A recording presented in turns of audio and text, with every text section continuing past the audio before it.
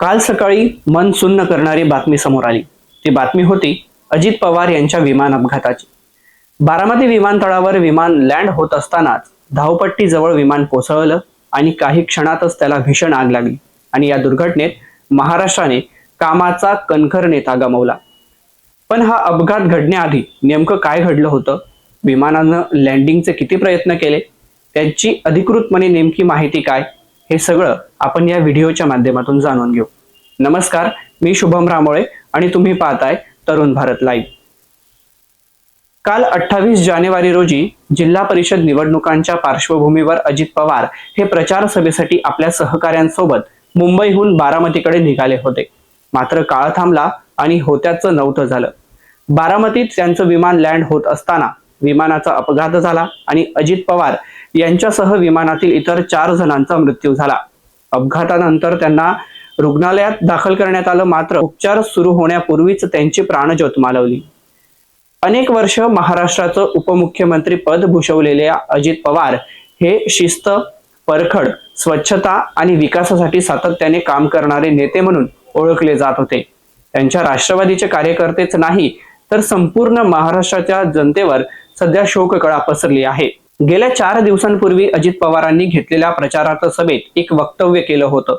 नियतीने बोलवल्यानंतर जावंच लागेल, जग कायमचं राहणार आहे, तुम्ही आम्ही आज असू उद्या नसू, काळाच्या नियतीच्या पुढे बोलावणं आलं तर प्रत्येकाला जायचंय, परंतु आपण आपल्या हयातीत काम करत असताना राजकारण हेच सर्वस्व नाही। राजकारण होत असतं, निवडणुका संपल्यानंतर राजकारण विसरायचं असतं, पण त्यातून त्या भागात आर्थिक सुबत्ता येणार हे आपण पाहिलं पाहिजे, असं ते बोलून गेले आणि अवघ्या 4 दिवसानंतर त्यांनी या जगाचा निरोप घेतला। पण त्यांचा अपघात कसा झाला याची माहिती आता समोर आली आहे। डीजीसीएनं दिलेल्या प्राथमिक माहितीनुसार विमानात उपमुख्यमंत्री अजित पवार यांच्यासह captain Sumit Kapoor, captain Shambhavi Pathak, flight attendant Pinky Mali, सुरक्षा रक्षक विदीप जाधव हे सर्व सहकारी मुंबई ते बारामती प्रवास करत होते आणि यांचाही यात मृत्यू झाला। डीजीसीएनं पोस्ट करून दिलेल्या माहितीनुसार 28 जानेवारी 2026 रोजी सकाळी बारामतीत घडलेल्या या अपघातात घटनांची साखळी काहीशी अशी होती। बारामती हे अनकंट्रोल एअरफील्ड असून तेथे हवाई वाहतुकीची माहिती फ्लाइंग ट्रेनिंग ऑर्गनायझेशन मधील पायलट आणि इन्स्ट्रक्टर कडून दिली जाते। सकाळी 8:18 संबंधित विमानाने बारामतीत पहिल्यांदा संपर्क साधला। त्यानंतर पुणे अप्रोच कडून विमानाला सोडण्यात आलं आणि पायलटच्या निर्णयानुसार व्हिज्युअल मेट्रोलॉजिकल कंडिशन मध्ये उतरण्याचा सल्ला देण्यात आला। क्रूने वाऱ्याची दिशा आणि दृश्यमानतेबाबत चौकशी केली असता वारे शांत असून दृश्यमानता सुमारे 3000 मीटर असल्याची माहिती देण्यात आली। विमानाने धावपट्टी क्रमांक 11 वर उतरण्याचा पहिला प्रयत्न केला, मात्र रनवे दिसत नसल्याने विमान पुन्हा हवेत उडवण्यात आलं। यानंतर विमानाने पुन्हा रनवेवर उतरण्याचा प्रयत्न केला। सुरुवातीला रनवे दिसत नसल्याचं क्रूनं सांगितलं आणि काही क्षणानंतर रनवे दिसत असल्याचा संदेश आला आणि सकाळी 8:43 धावपट्टीवर उतरण्याची परवानगी देण्यात आली। मात्र त्या परवानगीला स्पष्ट प्रतिसादच मिळाला नसल्याने अवघ्या 1 मिनिटात म्हणजेच 8:44 एअर ट्रॅफिक कडील कर्मचाऱ्यांना धावपट्टी क्रमांक 11 जवळ आगीच्या ज्वाळा दिसू लागल्या। तातडीने आपत्कालीन सेवा घटनास्थळी रवाना झाल्या। अपघाताची दुरुस्ती, विमानाचे अवशेष धावपट्टीच्या बाजूला थ्रेश होल्डच्या समांतर आढळून आले आणि या अपघाताची चौकशी आता AIB म्हणजेच एअरक्राफ्ट ऍक्सिडेंट इन्व्हेस्टिगेशन ब्युरोकडे सोपवण्यात आली असून चौकशी अंती पुढील तपशील हा समोर येणार असल्याचं डीजीसीए कडून सांगण्यात आलेलं आहे। दरम्यान एक्सपर्ट्स आणि प्रत्यक्षदर्शींच्या माहितीनुसार पहिल्या लँडिंगच्या प्रयत्नात पायलटला धावपट्टी दिसत नसल्यानं ते लँड करण्यात अयशस्वी ठरले आणि विमान पुन्हा आकाशाकडे झेपावलं। त्यानंतर दुसऱ्यांदा घिरटी घालून धावपट्टीचा अंदाज घेऊन लँडिंगचा प्रयत्न केला, मात्र विमान धावपट्टीवर जाण्याऐवजी बाजूला गेलं आणि जमिनीपासून सुमारे 100 फूट अंतरावर असताना विमानाचं संतुलन बिघडलं आणि विमान धावपट्टीवर पोहोचण्याआधीच ते कोसळलं आणि विमानात मोठे 4 ते 5 स्फोट झाले। विमानाला भीषण आग लागली आणि विमान हे पूर्णतः जळून खाक झालं। ही संपूर्ण घटना बारामतीच्या गोजूबावी गावाजवळ घडली, मात्र गावकऱ्यांनी अतोनात प्रयत्न करून सुद्धा त्यांना यश आलं नाही आणि अजित पवारांसह या 4 सहकाऱ्यांचा या दुर्घटनेत मृत्यू झाला। दरम्यान अपघातग्रस्त विमान कोणत्या कंपनीचं होतं यावर आपण एक नजर टाकूयात. DGCA दिलेल्या माहितीनुसार हे अपघातग्रस्त विमान उपमुख्यमंत्री अजित पवार हे लिअरजेट 45 या विमानातून प्रवास करत होते. लिअरजेट 45 हे एक मध्यम आकाराचं व्यावसायिक जेट विमान आहे. ब्रह्मरायडर एरोस्पेस या कंपनीने लिअरजेट 45 या विमानांचं उत्पादन केलेलं आहे.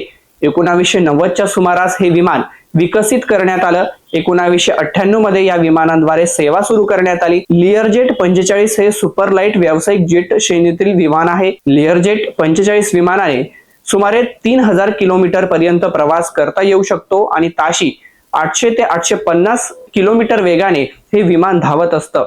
या विमानाची आसन क्षमता ही 6 ते 8 प्रवासी इतकी असते. 51,000 फूट उंचीवरून हे विमान उडू शकतं. या विमानाचा वापर मुख्यतः राजकारणी व व्यावसायिक करतात. विमानात फ्रेश होण्यासाठी स्वच्छतागृहाची सोय असते. प्रवासाची वेळ वाचवण्यासाठी हे विमान मदत करतं. त्यामुळे व्यावसायिक राजकारणी या विमानाला प्राधान्य देत असतात. लिअरजेट 45 विमानाला छोट्या धावपट्ट्यांवर तसेच मोठ्या विमानतळांवर लँडिंग करणं इतर मोठ्या विमानांच्या तुलनेत सोपं जातं. त्यामुळे राजकीय दौरे आणि अर्जंट प्रवासासाठी लिअरजेट 45 या विमानाला सगळ्यांकडून प्राधान्य दिलं जातं. या घटनेने संपूर्ण राजकीय वर्तुळात मोठी शोककळा पसरली असून भारताच्या राजकीय इतिहासातील विमान अपघातांच्या काळ्या आठवणी या पुन्हा ताज्या झालेल्या आहेत. आपण जर ऐतिहासिक दृष्टीने पाहिलं तर 1973 पासून आतापर्यंत एकूण 8 राजकारण्यांचा या विमान अपघातात मृत्यू झालेला आहे. यात पंजाबचे माजी मुख्यमंत्री गुरुनाम सिंह यांचा 31 मे 1973 रोजी दिल्लीत विमान अपघातात मृत्यू झाला होता. त्यानंतर भारताच्या इतिहासातील सर्वात चर्चेत ठरलेला विमान अपघातांपैकी एक म्हणजे संजय गांधी यांचा 23 जून 1980 मध्ये दिल्लीत एका विमान अपघातात मृत्यू झाला. त्यानंतर ग्वाल्हेर राजघराण्याचे वारसदार आणि काँग्रेसचे नेते माधवराव सिंधिया यांचा उत्तर प्रदेशमधील मैनपुरी जिल्ह्यात 30 सप्टेंबर 2001 रोजी विमान अपघातात मृत्यू झाला. तसंच लोकसभेचे माजी सभापती आणि तेलुगू देशम पार्टीचे नेते GMC बालयोगी यांचा 3 मार्च 2002 रोजी आंध्र प्रदेशमध्ये हेलिकॉप्टर अपघातात मृत्यू झाला. 31 मार्च 2005 मध्ये हरियाणाचे मंत्री OP जिंदाल आणि केंद्रीय मंत्री सुरेंद्र सिंह यांचा देखील विमान अपघातात मृत्यू झाला. अशीच दुर्दैवी घटना ही 2 सप्टेंबर 2009 रोजी आंध्र प्रदेशचे तत्कालीन मुख्यमंत्री YS राजशेखर रेड्डी यांच्यासोबत घडली आणि त्यांचाही हेलिकॉप्टरच्या दुर्घटनेत मृत्यू झाला. अरुणाचल प्रदेशचे मुख्यमंत्री दोरजी खांडू यांचा देखील भारत चीन सीमेजवळ दुर्गम भागात त्यांचं हेलिकॉप्टर कोसळून मृत्यू झाला. आणि गेल्या वर्षी 2025 मध्ये गुजरातचे माजी मुख्यमंत्री विजय रुपाणी यांचा एअर इंडियाच्या बोईंग ड्रीमलायनर विमानात अपघातात मृत्यू झाला. आणि अलीकडेच महाराष्ट्राचे उपमुख्यमंत्री अजित पवार यांचा 28 जानेवारी 2026 रोजी बारामती येथे विमान अपघातात मृत्यू झाला. त्यामुळे या शोकांतिका मालिकेचे ते दुःखद अंक बनले. अशा अनेक नेत्यांनी विमान हेलिकॉप्टर अपघातात आपले जीवन गमावले आणि ज्यामुळे भारतीय राजकारणाने अतुलनीय नुकसान पाहिलं आहे. हा दुर्दैवी घटनाक्रम सार्वजनिक जीवनातील भरून न निघणाऱ्या नुकसानीची जाणीव करून देतो आणि प्रत्येक योगदानाची आठवण ठेवण्याची जबाबदारी आपल्यावर तो ठेवत असतो. तरुण भारत लाईव्हच्या या परिवारातर्फे अजित पवारांना व त्यांच्या सहकार्यांना भावपूर्ण श्रद्धांजली.